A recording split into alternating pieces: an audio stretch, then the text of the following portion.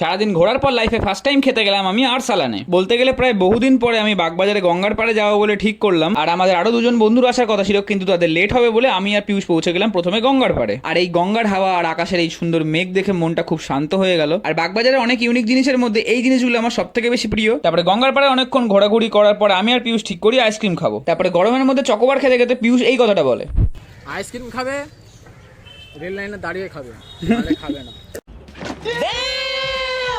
তারপরে আকাশ আর দেবদূতি আসলে পরে আমরা ঠিক করি আরসালানে খাবার খেতে যাব। কিন্তু দেবদূতির বাড়ি থেকে কল আসায় ওকে চলে যেতে হয় বাড়িতে, আর আমরা তিনজনে মিলে যাই আরসালানে খাবার খেতে। আর এখানে অর্ডার দিই চিকেন টিক্কা বাটার মশলা আর তন্দুরি রুটি উইথ বাটার। ও মা, দেখি অর্ডার দেওয়া 10 মিনিটের মধ্যেই খাবার চলে এসেছে। খাবার টেস্ট করার আগে দাম নিয়ে খুব ভাবছিলাম যে অনেক টাকা খরচা করে ফেলছি, কিন্তু ভাই ভাই ভাই খাওয়ার পরে কোয়ালিটি আর টেস্ট মাথা খারাপ। খেতে জাস্ট অসাধারণ লাগছিল, কোনো কিছু বলার নেই। এটা দুজন ততক্ষণ ছাড়লাম, তুমি ততক্ষণ আমার চ্যানেলটিকে সাবস্ক্রাইব করে দাও। দেখা হচ্ছে নেক্সট ব্লগে, ততক্ষণ অবধি টাটা বাই বাই।